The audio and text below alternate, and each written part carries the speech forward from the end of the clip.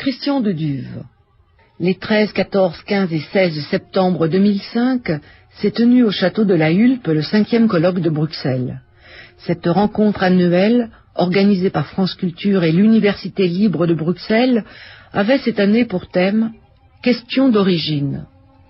C'est l'enregistrement de ces interventions, ainsi que les débats qui ont suivi, placés sous la direction culturelle de Michel Cazenave, que nous écoutons chaque matin. Les disciplines les plus diverses sont ici convoquées dans la multiplicité de leurs approches, sciences, psychanalyse, philosophie, religion.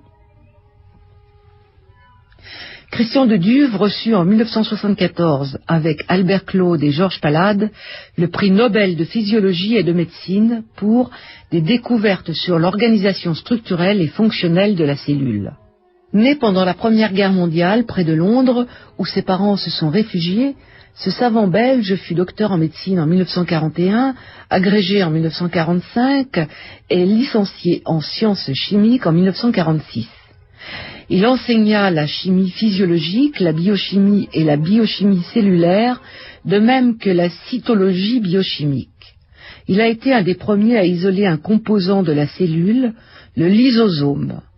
Christian de Duve fut le fondateur et le directeur de l'Institut international de pathologie moléculaire et cellulaire.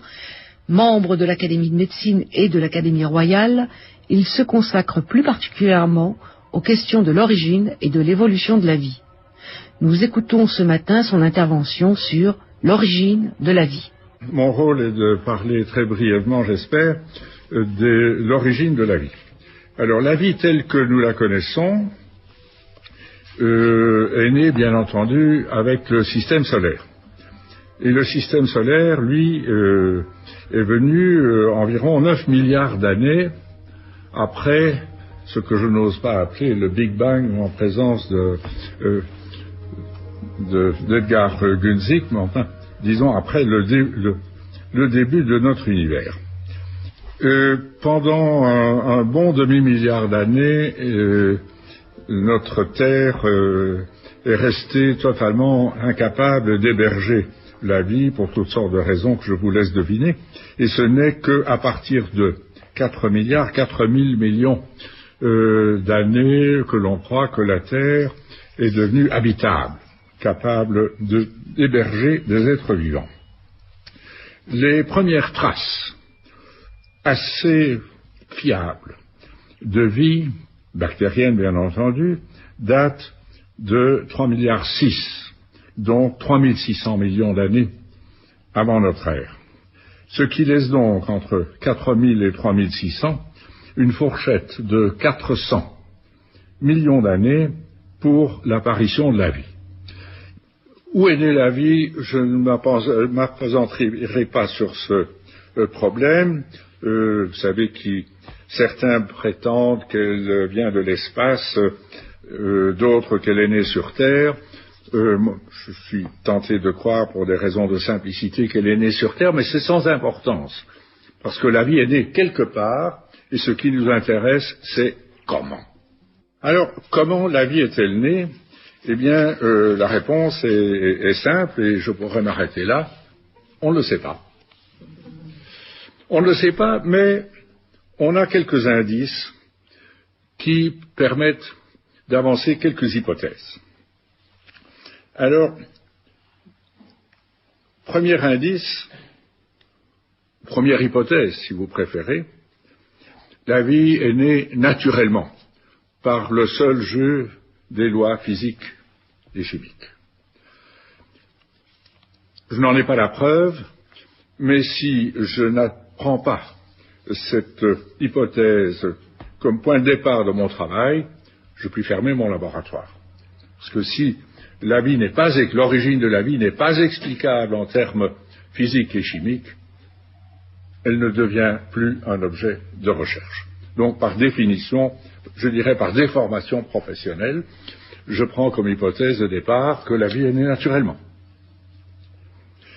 Deuxième assertion que je me permets de faire, si elle est née naturellement, elle a dû naître par des processus chimiques. C'est-à-dire par la formation de petites molécules qui ont dû interagir les unes avec les autres pour donner naissance à des molécules plus complexes, qui elles-mêmes ont réagi les unes avec les autres pour donner naissance à des assemblages de molécules plus complexes et finalement donner naissance aux premières cellules vivantes. La vie est un processus chimique très complexe, très compliqué, mais essentiellement chimique, et donc il paraît raisonnable de supposer qu'elle est née par des processus chimiques. Encore une fois, quel processus?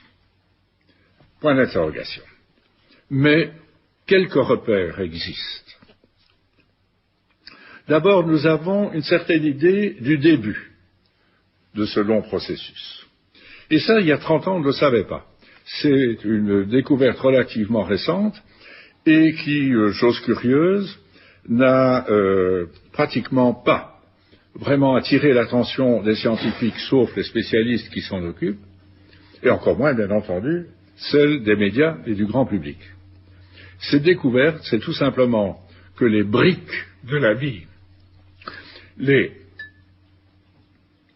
petites molécules qui servent à constituer les grosses molécules de la vie, les acides aminés, les sucres, les bases azotées, les acides gras, les petites briques, les petits moellons dont sont faits tous les êtres vivants dans le monde, eh bien ces petites molécules naissent spontanément dans notre système solaire et probablement ailleurs dans l'univers. Autre donnée que l'on croit savoir avec un certain degré de confiance, sinon de certitude, c'est que tous les êtres vivants connus, les microbes, les bactéries, les protistes, les mycètes, les végétaux, les animaux, y compris les hommes, sont des descendants d'une seule forme ancestrale, unique, le DACU, le dernier ancêtre commun universel,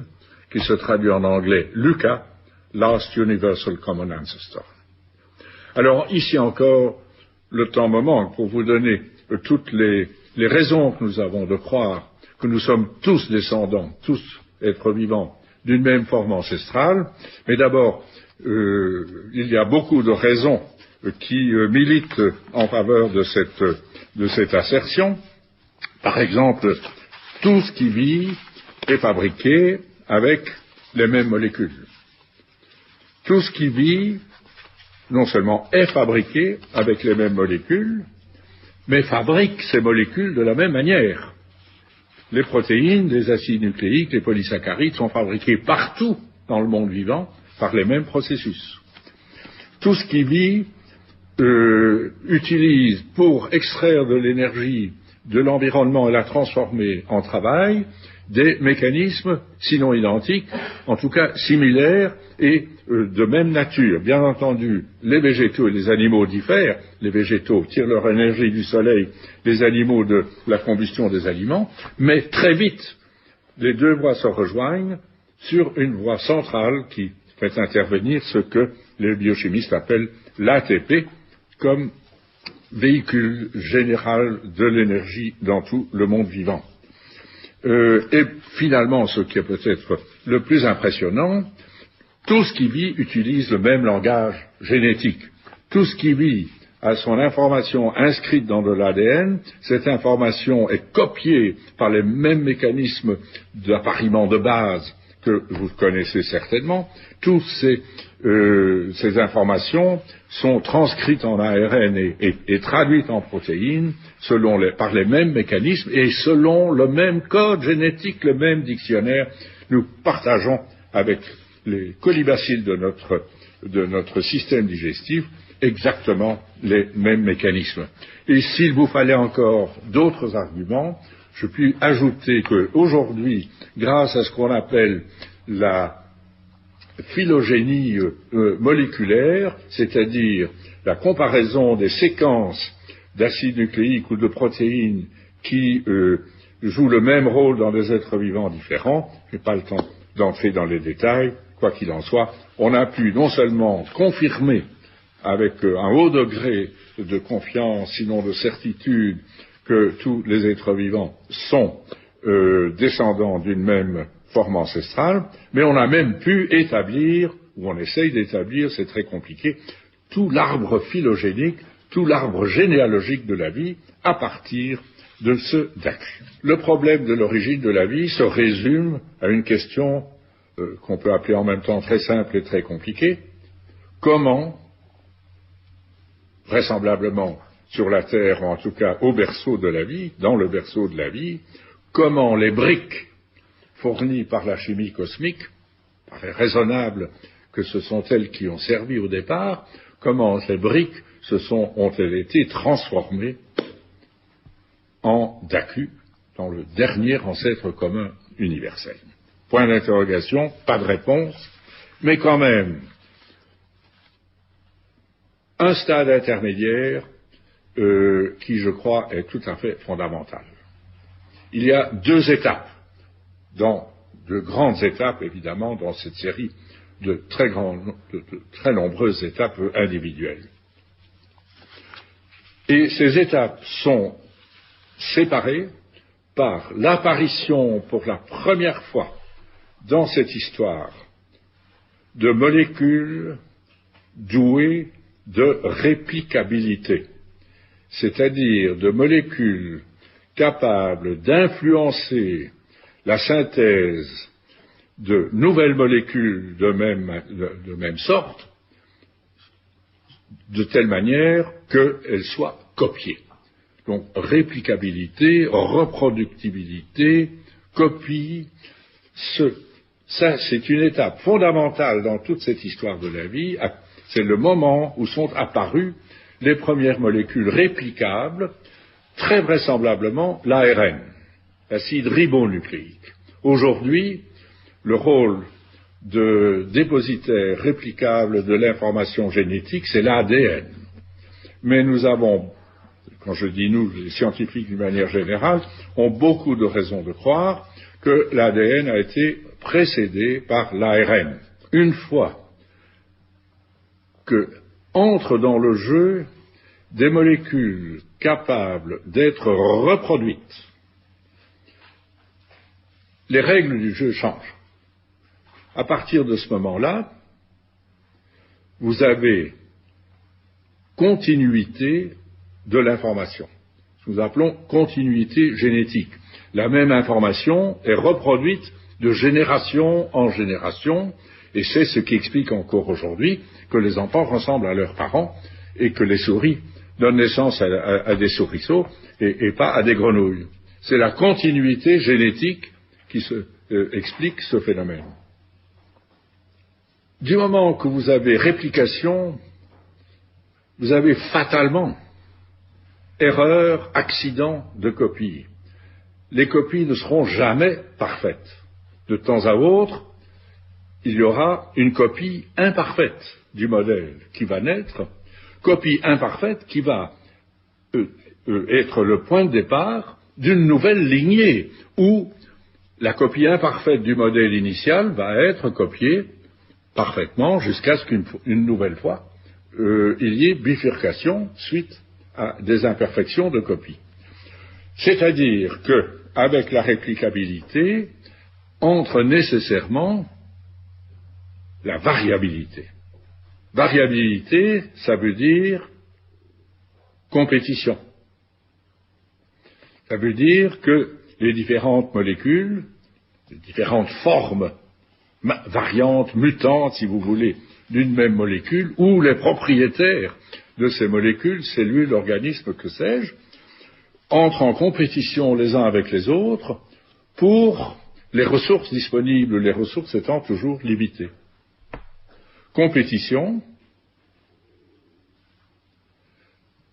résultat de la compétition, il y a des gagnants, il y a des perdants, c'est indispensable, c'est nécessaire. Les gagnants, par définition, c'est de la tautologie. Les gagnants sont ceux qui survivent le plus longtemps dans les conditions existantes et surtout ceux qui sont capables de se reproduire le plus rapidement, qui ont la progéniture la plus abondante, fatalement, ils vont se développer au cours du temps plus rapidement et plus abondamment que les autres, et finalement, ils vont dominer, ils vont émerger. Qu'est-ce que je viens de résumer? La pensée de Darwin. La sélection naturelle, fondée sur la réplicabilité, la variabilité qui en résulte, la compétition qui en est la conséquence, et finalement l'émergence par sélection naturelle. Ça veut donc dire que dans notre histoire de la vie, de l'origine de la vie, il y a ces deux étapes. La première qui se termine avec l'apparition de l'ARN, appelons-le par son nom, première molécule réplicable, et puis la seconde qui va de l'ARN au DACU, et du DACU jusqu'à vous et moi, aux chênes du jardin, etc. La première étape, depuis les briques de la vie jusqu'à l'ARN, a été exclusivement conduite par des phénomènes chimiques. C'est-à-dire que les conditions étant ce qu'elles étaient là où la vie est née, je suis tenté de dire la vie devait naître, jusqu'à l'ARN en tout cas, parce qu'il n'y avait que de la chimie. Mais une fois qu'on arrive à l'ARN, à la réplicabilité, comme j'ai dit, les règles du jeu changent. La chimie continue. La chimie continue à agir, et elle continue à agir jusqu'à nos jours. Si nous sommes vivants aujourd'hui, si je suis capable de parler, c'est parce que ma chimie me le permet. Mais en plus, nous avons vu que venait s'ajouter à la chimie la sélection. Donc, à partir de l'ARN, il y a, en plus de la chimie déterministe, la sélection.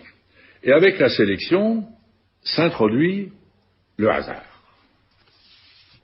Je crois que c'est un point très important parce que, comme vous le savez, ce problème du rôle joué par le hasard dans l'origine et le développement de la vie est un des grands problèmes qui agite les biologistes et d'autres, même les philosophes. Alors ici, je voudrais quand même consacrer quelques minutes à analyser cette intervention du hasard dans le phénomène de sélection naturelle. En premier lieu, j'attire votre attention sur un fait qui est évident. Tout ce que je dis est évident. Je n'ai rien inventé.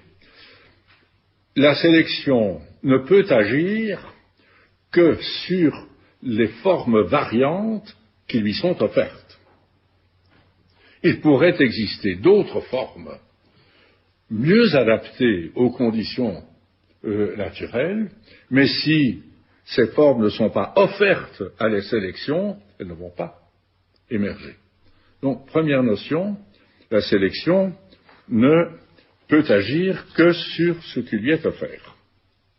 Deuxième notion qui est bien établie par Darwin le soupçonnait déjà, mais la biologie moléculaire moderne l'a confirmé d'une manière difficilement discutable. Les variations sur lesquelles joue la sélection sont accidentelles. Je ne dis pas aléatoires.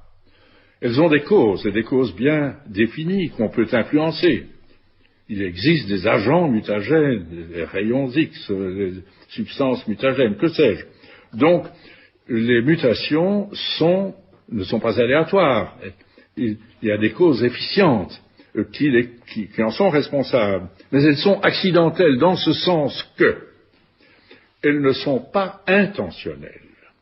Les mutations, les variations biologiques ne sont pas, sauf pour les gens qui pensent au dessin intelligent, ne sont pas influencées par un but. Elles ne sont pas finalistes. Elles ne se font pas en fonction d'une adaptation future. Elles sont accidentelles, aveugles, si vous voulez. Je devrais un petit peu corriger ce terme parce que certains organismes maintenant arrivent à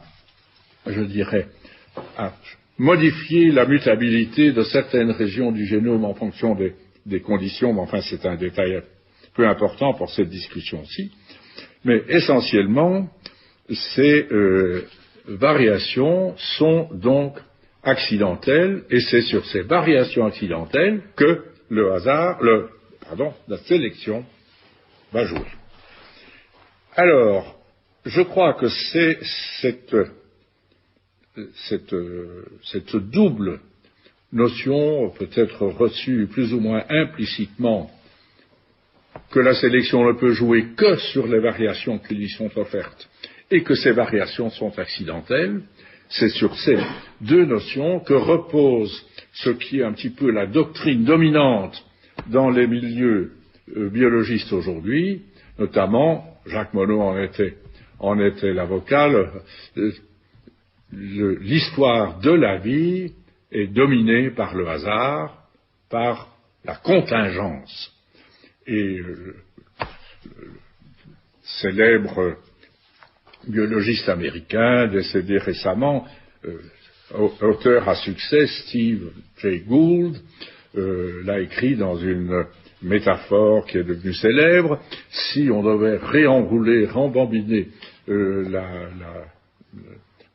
bande de l'évolution et la laisser se redérouler dans les mêmes circonstances, le résultat serait tout à fait différent. Ici, je crois qu'il est important de souligner une notion qui est implicite et rarement exprimée d'une manière explicite dans cette espèce de vision de l'histoire de la vie. La notion implicite, c'est que l'échantillonnage sur lequel a joué l'évolution, toute une série d'étapes, que cet échantillonnage était très incomplet, très partiel, de telle manière que, si je reprends le terme de Gould, si on devait recommencer, la sélection se trouverait devant un échantillonnage différent. J'espère que je me fais comprendre. Mais, qui est-ce qui a jamais démontré que, dans certaines circonstances, certaines étapes importantes de l'évolution, l'échantillonnage sur lequel a joué la sélection n'a pas été complet, ou presque complet. Alors ici, c'est un domaine dans lequel je me suis un petit peu amusé, je ne suis pas un mathématicien, enfin je me suis un petit peu amusé à faire des petits calculs. Vous jouez à pile ou face. La probabilité que la pièce tombe sur le côté pile ou le côté face, 1 sur 2. Nous oublierons la possibilité qu'elle tombe sur la tranche. 50%. Vous jouez 10 fois à pile ou face. Il y a 99,9 chances sur 100 que la pièce va tomber au moins une fois sur chacun des côtés.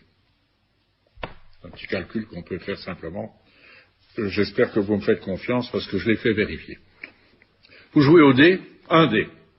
Une chance sur 6 que le numéro 5 sorte. Vous jetez le dé 38 fois. 99,9 chances sur 100 qu'il tombe une fois au moins sur le côté 5.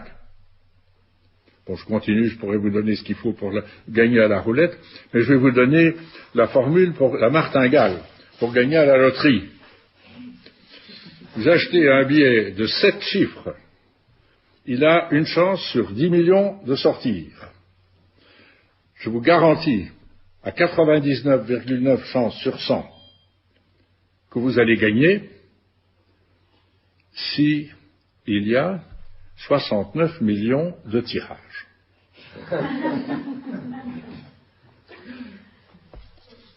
Alors, si ce genre de phénomène s'est produit dans l'évolution, tout change. Or, on a des raisons de croire que cela a bien pu être le cas dans beaucoup de circonstances. C'est-à-dire que le jeu de l'évolution, la loterie de l'évolution, se fait sur des millions d'années, parfois des dizaines de millions d'années, sur des trillions d'individus, des générations qui se succèdent et qui se succèdent, et finalement, on peut, je ne dirais pas prévoir, mais on peut soupçonner que dans un certain nombre de cas, il y aura eu un nombre d'occasions suffisantes pour que la meilleure solution possible se trouve parmi l'échantillon qui est offert à la sélection naturelle, avec comme conclusion, comme conséquence, que la sélection devient optimisante. Alors, je crois que c'est une notion qui est discutable.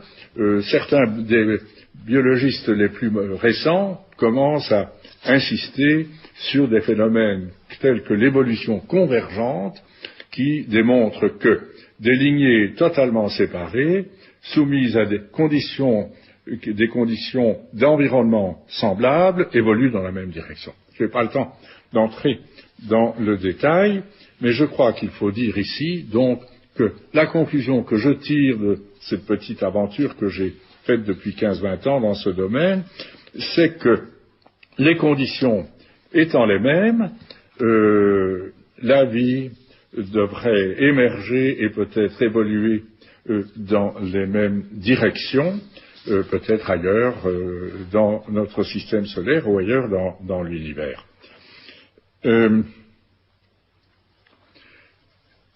Il reste évidemment un facteur aléatoire énorme, le hasard a joué en ce qui concerne les conditions.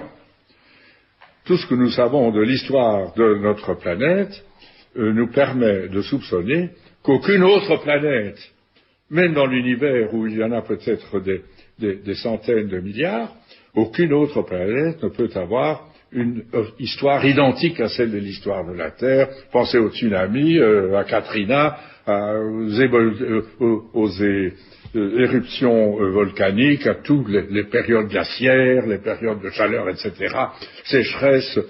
Tous ces accidents de l'environnement ne se sont évidemment pas reproduits exactement de la même manière, nulle part ailleurs dans l'univers. Donc, l'histoire de la vie pourrait encore être unique dans un certain sens, parce qu'elle a été modelée par le déroulement des circonstances environnementales sur notre planète.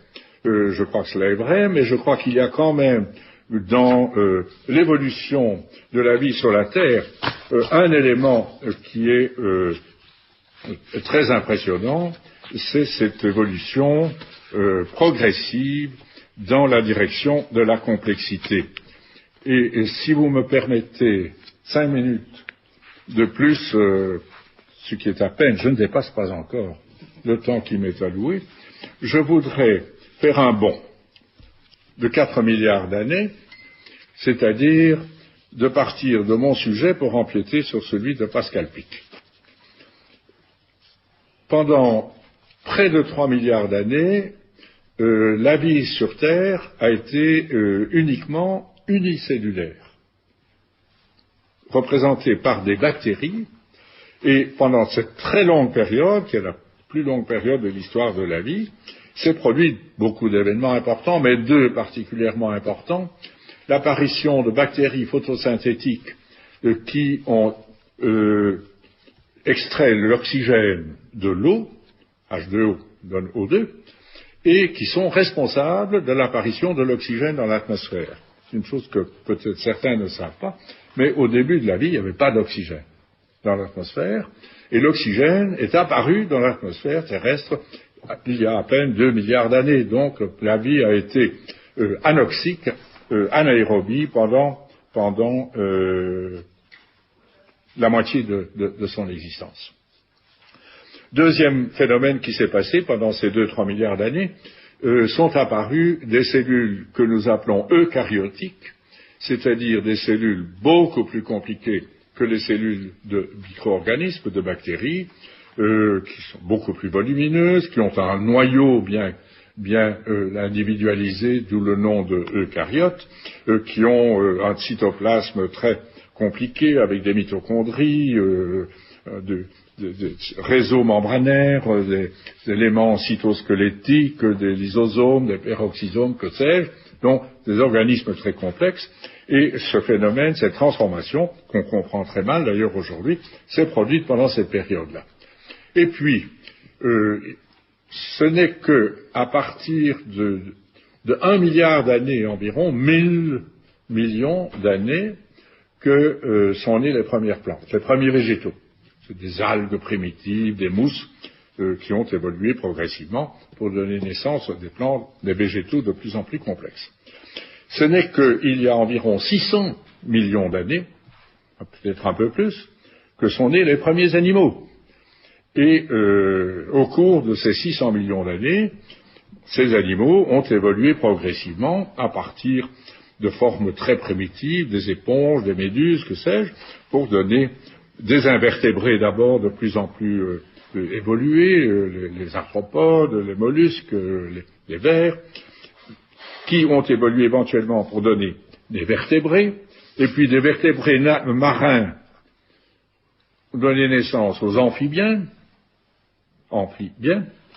qui se sont transformés à un moment donné en reptiles d'où sont issus d'une part les oiseaux et d'autre part les mammifères, et parmi les mammifères, je parle évidemment de mon point de vue anthropocentrique, parmi les mammifères, une voie, il y a 70 millions d'années environ, a évolué vers les primates vers les singes anthropoïdes, jusqu'aux formes les plus évoluées, les chimpanzés, les gorilles, les bonobos d'aujourd'hui.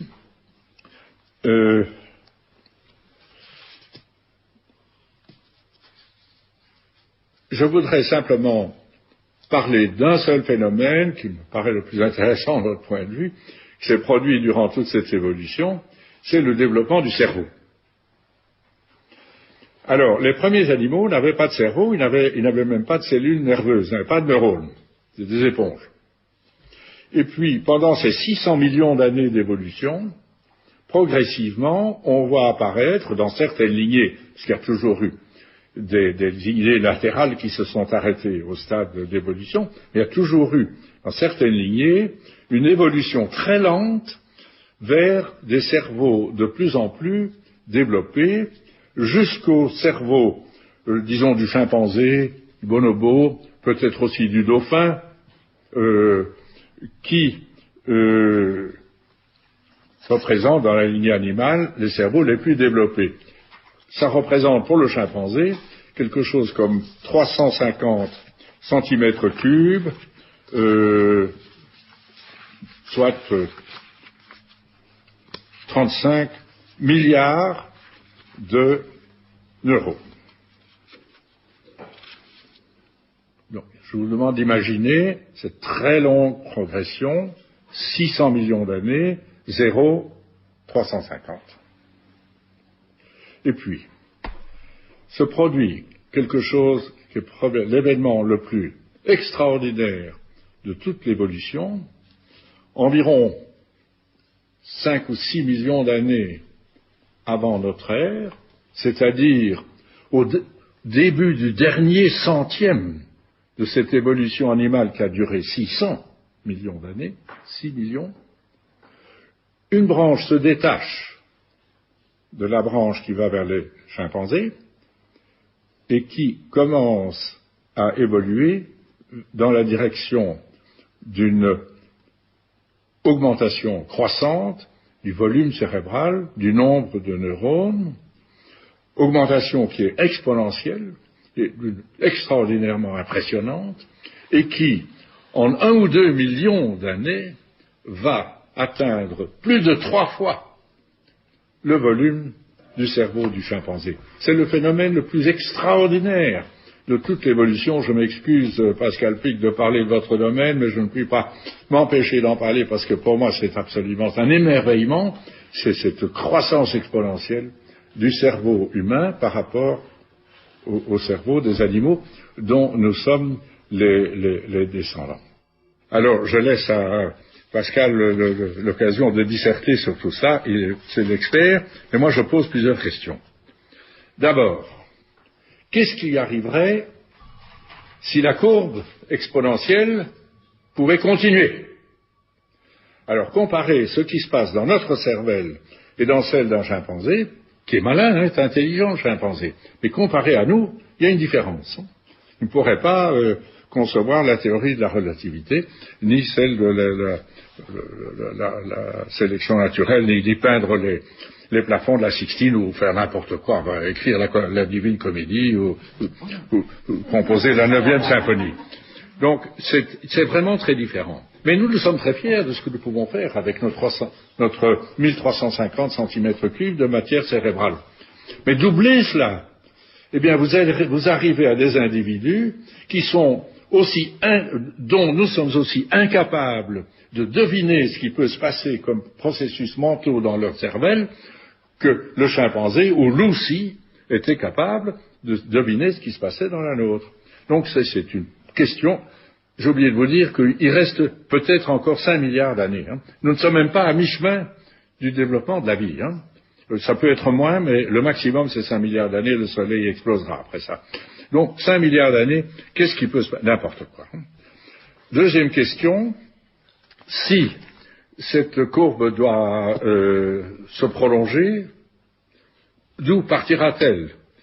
De nous ou d'une autre lignée? Il y a le temps, on peut repartir de l'escargot si c'est nécessaire. Que peut-il arriver qu'arrivera-t-il de ce plateau que nous avons commencé à évoquer, le plateau sur lequel nous nous trouvons depuis 200 000 ans, c'est pas grand-chose, et est-ce que comme Homo erectus, on va rester 500 000 ans, 1 million, et puis disparaître comme tous les autres? Je crois que c'est une question très importante. Enfin, on peut se poser beaucoup de questions. Dans tout ça, je crois qu'il y a peut-être une conclusion, parce qu'il faut bien que j'y arrive, une conclusion que l'on peut tirer, c'est que, oui, c'est vrai, nous ne sommes peut-être qu'à mi-chemin, ou pas même, de cette longue saga de la vie sur la Terre. Nous pourrions très bien être suivis par des êtres tout à fait différents de nous, dont nous ne pouvons même pas imaginer de quoi ils pourraient être capables, mais néanmoins, il y a quand même quelque chose qui a changé dans les derniers millions d'années, ou les dernières centaines de milliers d'années. Il y a quelque chose qui a changé. La sélection naturelle n'est plus seule aux commandes. La sélection naturelle n'est plus seule aux commandes parce que nous, collectivement, les humains, nous avons acquis suffisamment de connaissances et suffisamment de maîtrise sur le monde vivant pour pouvoir influencer consciemment et volontairement l'évolution dans des directions que nous pourrions définir ou choisir. Et cela ne va que progresser ou empirer dans l'avenir. Alors je crois qu'il faut souligner cette responsabilité cosmique, planétaire et peut-être cosmique de l'espèce humaine au stade où elle a abouti, le stade d'évolution auquel elle est arrivée, et on peut vraiment se demander si ça va réussir. Ce que l'avenir nous réserve, les sélections naturelles a manifestement privilégié notre intelligence, notre capacité de comprendre et de maîtriser le monde. A-t-elle privilégié au même titre la sagesse nécessaire pour gérer les produits de l'intelligence? Ça, c'est le big question. Michel Gasset. Donc d'une certaine manière, vous faites valoir que la vie est inéluctable. d'une certaine manière. On se dit, la Terre a 4,6 milliards d'années, globalement. Mais il a pu exister les planètes dont l'âge est de 5 milliards d'années, voire de 6 milliards d'années. Si la vie sur ces planètes avait disposé d'un temps d'évolution allongé de 2 millions d'années, par exemple, alors les espèces vivantes sur ces planètes, par comparaison avec ce que nous vivons sur notre planète, auraient développé une technologie de type exponentiel, auquel cas ces êtres-là auraient exploré l'espace et ils seraient ici.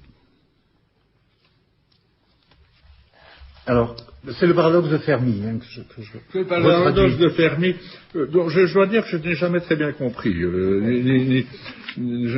Mais disons ceci, vous savez, la réponse classique au paradoxe de Fermi, c'est précisément parce qu'ils sont plus intelligents que nous qu'ils ne sont jamais venus. Oui.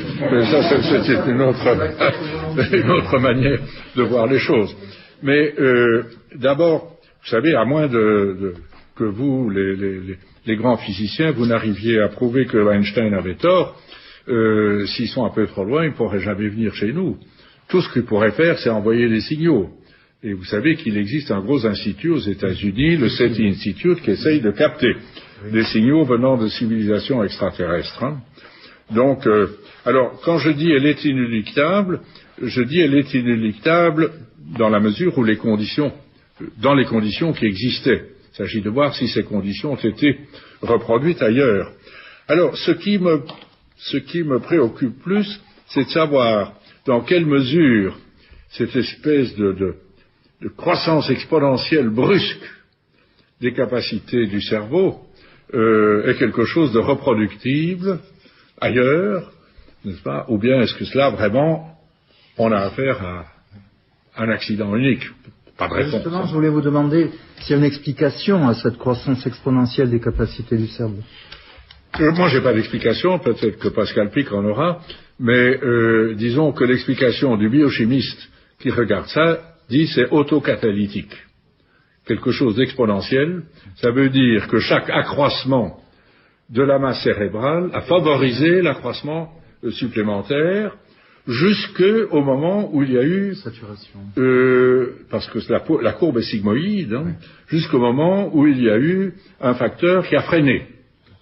Et alors, le facteur qui a freiné, dans notre cas, pourrait être assez terre à terre dans une certaine mesure, hein, et ça pourrait être tout simplement, la combinaison de deux choses. Le fait que le bassin féminin n'est pas devenu plus large pour permettre à des têtes plus grosses de passer, et le fait que... Pardon ? Toujours la photo femme. La photo femme, voilà. Autre possibilité, c'est que, c'est la même chose évidemment, mais dans l'autre sens, c'est que la possibilité pour un bébé humain de naître encore plus prématurément qu'il ne naît, parce qu'il naît prématurément, comparé à un petit singe, hein, mais de naître encore plus prématurément qu'aujourd'hui, ne s'est pas présenté. Donc, il ne peut pas naître avec une plus petite tête, et sa maman ne veut pas laisser passer une plus grosse tête. Fini. Pascal Pic. Oui, il y a deux contraintes qui se sont mises en place à travers cela. C'est que, il est vrai que cela aurait pu continuer avec ce système autocatalytique d'accroissement cérébral, mais la première contrainte qui est là aussi, c'est que le nombre de neurones se développe in utero. Donc ça, c'est déjà une contrainte. Alors, un bébé qui naîtrait beaucoup plus tôt encore... Oui, un bébé qui naîtrait un peu plus tôt encore que 9 mois aurait encore moins de neurones. Alors après, tout ce qui se met en place est compliqué. Mais il est vrai que des philosophes, dont un aujourd'hui, comme Peter Sloterdijk, se sont beaucoup intéressés à cette histoire de ce qu'on appelle la néothénie, un terme très galvaudé, je ne rentre pas dans les détails, mais ceci a commencé, parce que je n'en parlerai pas dans mon propos, donc c'est pour ça que je l'évoque ici, ça a dû commencer avec Homo ergaster, vers 2 millions d'années, et là, on a un bel exemple de contrainte de l'évolution. D'un côté, une bipédie de plus en plus performante, parce qu'Homo ergaster, et de relative grande taille, très longiligne comme nous, donc avec une physiologie de coureurs des savanes. Donc le bassin devient plus étroit en réponse à une sélection liée à la locomotion, mais pour d'autres raisons liées à l'évolution certainement de l'environnement social, l'outil, le feu qui arrive très tôt. En tout cas, il y a un développement cérébral. Et les deux vont se télescoper donc à l'endroit du bassin, donc du petit bassin pour l'accouchement. Et à commencer à cette époque-là, donc Isabelle Stengers parlait de c'est la faute des femmes, mais l'évolution c'est qu'elles accouchent dans la douleur depuis cette époque-là. Il faut savoir que d'après les courbes que nous avons, empiriques bien sûr, mais c'est connu depuis 50 ans cette affaire-là, la grossesse devrait durer en théorie 21 mois dans l'espèce humaine. Oui, j'entends le bruit là. Donc vous imaginez. Donc cela veut dire quoi? Cela veut dire que des pressions de sélection ont joué, vous savez, cette terrible condamnation, tu accoucheras dans la douleur. L'évolution n'a pas attendu cela, même si elle n'a pas de conscience, bien évidemment. Et il y a eu des pressions de sélection depuis certainement 2 millions d'années, qui font que toutes les femmes, parce qu'il y a de la variabilité, Christian l'a très bien dit, celles qui avaient des périodes de grossesse qui dépassaient les 9-10 mois, eh bien, mouraient tout simplement. Donc la pire des sélections a agi dans l'évolution humaine, c'est rarement dit cela, hein, merci Christian d'évoquer cela, a agi du côté des femmes. Donc c'est pas à cause des femmes, Isabelle, c'est les femmes qui ont encaissé, non mais j'ai bien compris comment vous le disiez, qui ont encaissé directement, si je peux dire, et vilainement et d'une manière terrible, ceci.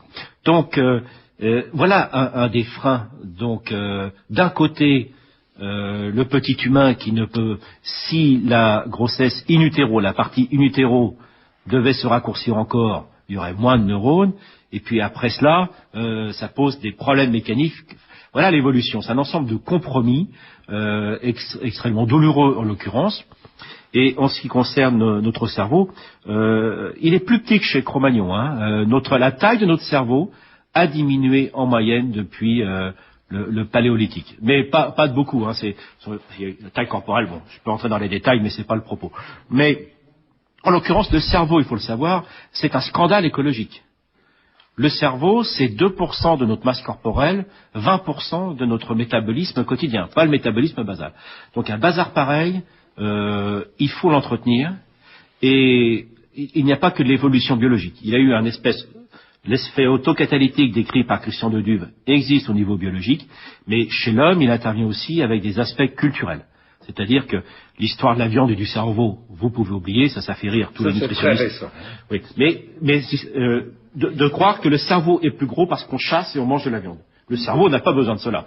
C'est lié à des aspects nutritionnels, donc les acides gras et le glucose et autres, et donc la cuisson a joué un rôle extrêmement important. Donc il n'y a pas qu'un seul facteur, c'est un système autocatalytique extrêmement important. Donc là, l'homme aussi, il y a une caractéristique importante, une évolution biologique, comme dans beaucoup de lignées, donc j'y reviendrai dans mes propos, mais aussi des facteurs culturels qui ont joué un rôle important, puisque songez que la cuisson, par exemple, des tubercules cède beaucoup plus d'énergie, 10 à 16 fois plus que de manger par exemple des tubercules crus.